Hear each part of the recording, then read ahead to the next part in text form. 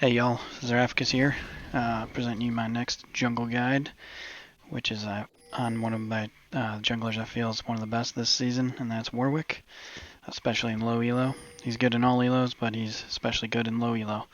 I had every intention of doing a Xin Zhao or a Scion video, but I had a game with Scion where I did good, but unfortunately wasn't able to carry my teammates, so I decided to play some ranked and ended up playing one of the best junglers out there, and I snowballed pretty hard in this game. So I want to show you all how you can snowball with Warwick. I feel he's pretty strong this season, and he really snowballs hard in low elo. You can take advantage of a lot of mistakes based on his kit. So right here they tried to do the old cheeky invade on us. And got deterred. I like to hang out in the bush up there and be ready to move out to not get hooked or whatever by blitz. A lot of times if you drop the ward on that bush and then back off, it's a good idea because you can keep an eye on them. For runes and masteries this time I went for press attack, precision tree, legend alacrity, triumph, and I ended up going with not coup de grace but last stand. But coup de grace would have been actually better this match just because I snowballed so hard. But last stand is real good to pick if you're going to end up fighting the enemy jungler a bunch. So I also end up, you'll see a lot of guides where they have you go the tree with water walking and all that stuff on Warwick. And I think that's okay, but I actually end up going resolve here, and I think that's kind of a sleeper on Warwick because you build him pretty tanky, and the bonus to healing and whatnot is pretty huge with Revitalize, and you'll see it works on creeps and stuff like that. And I'll tend to go, I'll go the blue side if I'm not the only tank on the team, but if you're the only tanky person on your team, you're going to want to go Resolve Tree. And it's pretty strong in Warwick. I've done pretty well every time I played him. For clear, you generally want to go red, Gromp blue, or blue Gromp red, one of the two, and then gank. I ended up going Krugs, which took freaking forever. So I would not advise that till you after you get your Tiamat, but it just all depends. So you definitely want to hit those early ganks on Warwick. His ganks are pretty strong. I ended up playing against a Jax this game, two ranked games in a row playing up against Jax, and I'm not a big fan of Jax. He is just super duper slow. As you can see, I'm on my third camp, and I did Krugs. And he just now hit his third camp. It looks like he started red. But if there's not a gank you can necessarily get, go for those scuttles, try and get that control. It helps your laners out. My Zed this game, which would be pretty good to indicate, he was selected as bot lane, and for some reason thought he was playing mid, so he picked Zed. Then of course he didn't want to play bottom lane, and Syndra being the good person that she was, she swapped, and we had a Lux Syndra bot lane. They actually did pretty well. They were not tilt worthy. Our Zed was talking about how high he was, and minute 3 in the game he's pinging me for ganks, so you know how that goes. But it's pretty good indication of solo queue. You can't pick him. So since I didn't really see a gank I could go for, I don't like fighting Darius by myself. I go ahead and grab this second scuttle. If you look at the gold gain from that, it's huge. And then while I'm up here, I'm going to go ahead and drop a deep ward in his jungle. And if his Gromp was up, I would have gone for it. Gromp, those big camps are the ones you like to go through Gromp, and once you get Tiamat, you can start taking Raptors on Warwick. But I come down bot looking for a gank. Not much there. Thinking we're going to get him. We'll end up coming in and getting the old double flash. Because basically, if they wouldn't have flashed, I would have feared him towards our team, and we would have probably got a double kill. So that really helped out my bottom lane. So I was a little concerned about the blitz, so getting ahead. But the Syndra and the Lux were playing pretty well this game. So what I should have done here is gone back and gotten my Tiamat instead of going and killing these again because they're so dang slow. Because I could have grabbed a pink ward and gone for the dragon right away. My Gangplank was playing super aggro this game. He was pushing around the Darius, but Darius was getting help with the ganks. And here you can see, if you're watching him, he chased him into the jungle, and Zed decides to go up and help the 1v2 against two healthy I mean, I guess the Jax is almost dead, but still the Ziggs is following him. But I was picking him to get out of there, dude. But it's whatever. It is what it is. He wasn't playing too bad for being on how high he was. I go here and take this dragon since I knew that Jax is low and top lane. So you definitely want to punish those laners. The dragons overall are not as strong as they were last season, but the Ocean Drake is definitely way better than what it used to be. It's one of my favorites. It's probably the best, including the Soul. Infernal Soul's not that great, but dragons are huge, so you want to punish the jungler. So he went back. Warwick solo's dragon, absolutely no problem. He can basically just auto attack it down, and the Q is just a bonus. And that is my first time going back on Warwick. Level 5, kill the dragon. Got a kill, 2 flashes, so pretty good start so far. The Darius is 2-0, but interesting enough, he's really not able to do anything with it because the Gangplank plays pretty well. Alright, so back to the clear. Seems to be a little skirmish setting up bottom lane. So one reason that Warwick is really strong in solo queue is his W. Max W first, then Q, then E. And because I mean, look at that, you get 90% attack speed or enemies below 50% health. He also senses low health champion, so he gets 45 rank 3 45% movement speed out of combat. These bonuses are tripled against enemies below 20% health.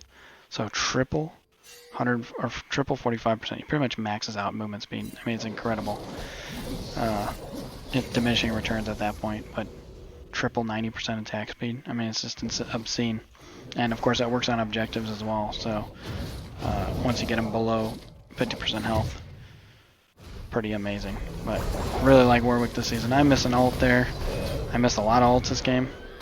And that was kind of weird there because my E did not go off.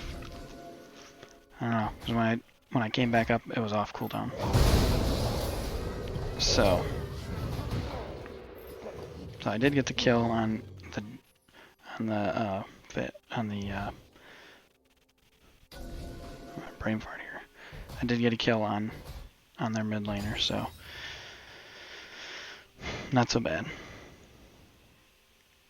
But anyways, yeah, kind of a misplay there. Probably didn't need to play so aggressively, but trade the kill with the assist.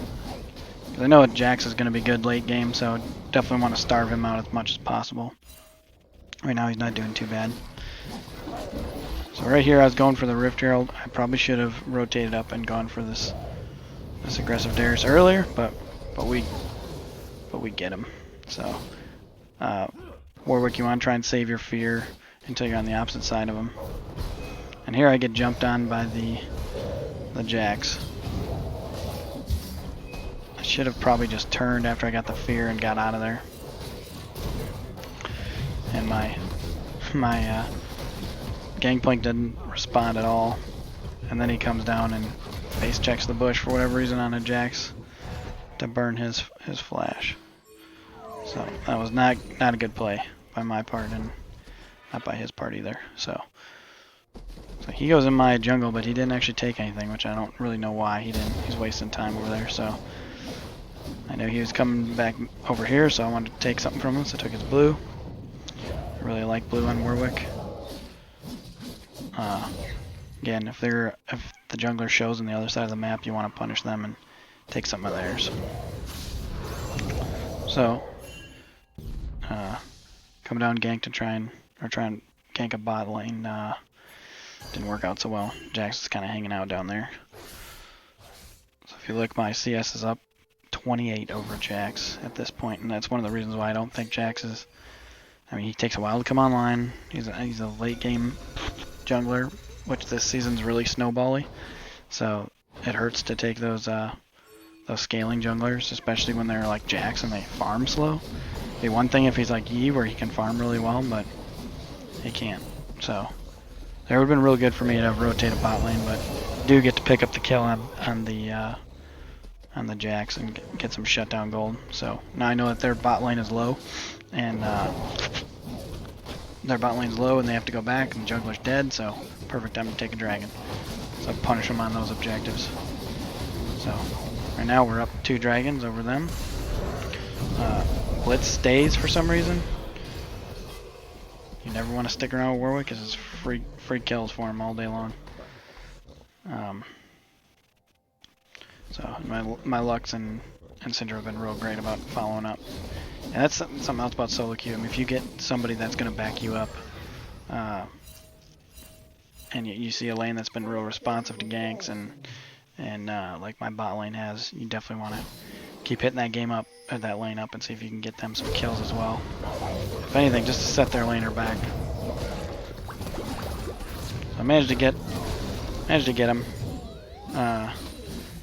This Ziggs was definitely the best person on their team, so he was raging after the game about how he always gets the crap teammates, but you know how it is. It's everybody gets crap teammates. It's about how making that difference. So I took a couple turret shots. I maybe could have tanked one more, but I didn't really want to play around with the blitz hook, because there it is. Not a place you want to be under a turret with a blitz hook up and no minions there. It's gonna be a sad situation. So hanging out bot lane. No wards there. I was hoping to get set some up here. And I do end up getting the blitz because he comes to face check. This season it's real, you definitely do not want to be sitting in bushes too long. And there's my gangplank way up there. Fighting, playing aggro.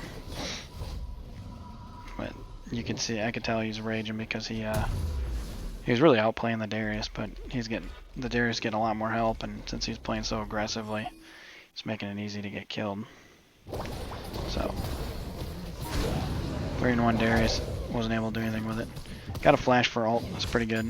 You know, a 90-second cooldown for a 300-second cooldown. I'll take that all day. It was a pretty good flash on his part, though. He flashed right as the instant I was going to hit him. So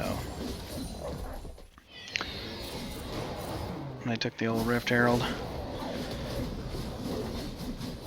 punishing our Zed. Come in to help again. And we're able to pick up that kill on the Jax again. Right now I'm doing 8-2 on Warwick. So for item build, every single time on Warwick I build Titanic Hydra. Cinder Hulk into Titanic Hydra. It's just, it scales really well on him. I haven't really played around much with some of the more aggressive builds, damage-oriented builds, just because Warwick is, in spite of all his bonuses and stuff, he's still pretty easy to kite. And he still has pretty good damage as a tank. And especially in situations like this where you're the only tanky person on the team. So right there, I wanted to ult the Yasuo, because if you weren't aware of this, Titanic Hydra actually does more damage to targets behind your main targets. I've got a double kill before. Well, it ended up being a pentakill, but I ended up killing 2 people in my ult on a Warwick game because a person was behind the primary target, just taking all kinds of damage. So that's something you can think about. It's like at this point in the game, the cleave is 100 damage, so your ult applies on hit effects 3 times. Yep, so that's 300 damage to the target behind your target. And of course my ultimate's doing 425 plus the 4% of their max health, and then the 27 damage there times 3. So pretty good damage. Still not quite enough to kill somebody, but usually with your passive you can get him. Right there, old Jax, he made an amazing play on me. I was so confused and kind of tilted me. So that was a big misplay on my part, feeding him that shutdown gold. Of course I missed my ult. If I would have landed my ult, I would have at least killed him, but they probably would have followed up and killed me. Little tips and tricks too on Warwick that you can try. So if you're about to ult somebody in the middle of their team, you can pop your E, then pop your ult, and when you land, your E will immediately go off. So it fears people around your target, so that you don't get CC'd off of them. And it's pretty nice. Another little trick you can use, you're actually unstoppable while you're doing your Q latch on. So yeah, so if you can time for CC, if you're close enough to actually get a Q, when you do the pass through, you're actually unstoppable. So pretty nice little gimmick there. Additionally, of course, if you didn't already know, if you can time your Q latch on for when you don't have much time, but you can grab a follow on a flash or any kind of movement to include teleport. I've seen people pull off a teleport Q latch on Warwick as well. So right here we pick up the Dragon's Soul. Dragon Soul, or Infernal Soul is not that great. I'm not a big fan of it, but basically a Tiamat. I much prefer Mountain or Ocean Drake. Those are definitely the best, with Cloud Drake probably being the Infernal Cloud being the worst soul.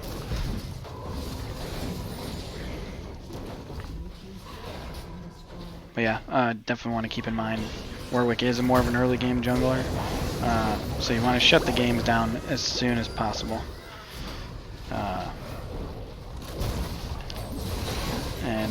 Yeah, just want to beware picking Warwick into Olaf. He's one of the few junglers that can take you on early.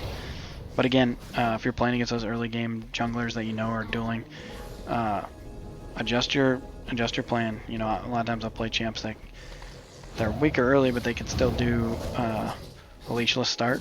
I'll do that, or you have both your laners hold back. You ask them to do that, and you start opposite of where they are. That way, you're not going to run into them.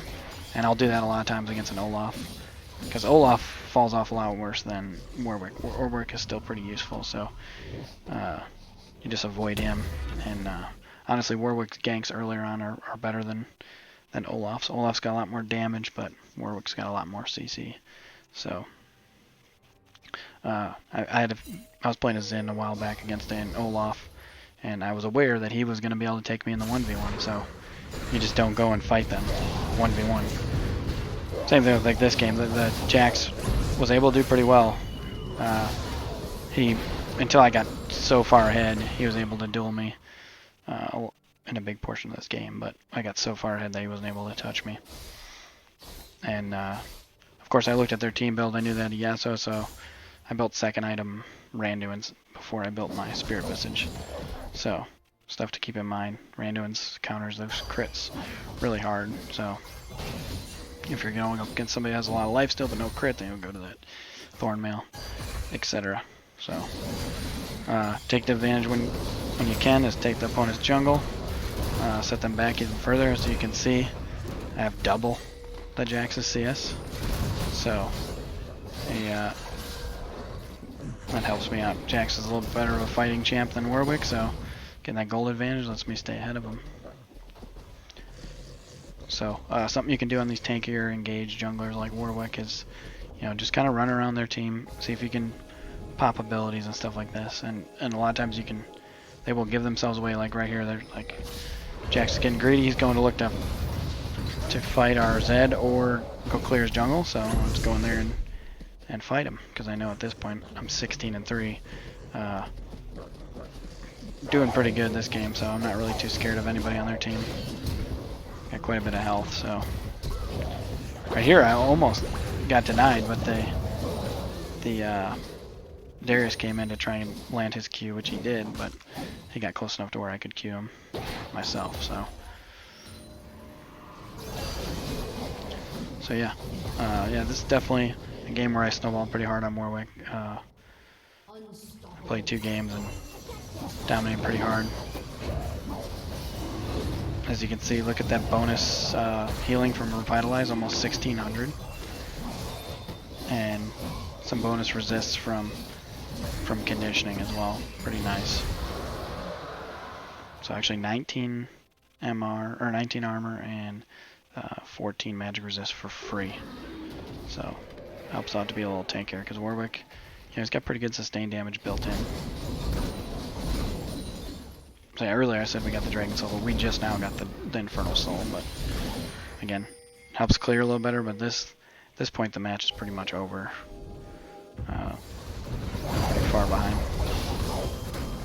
So Ziggs kind of wasted his flash here.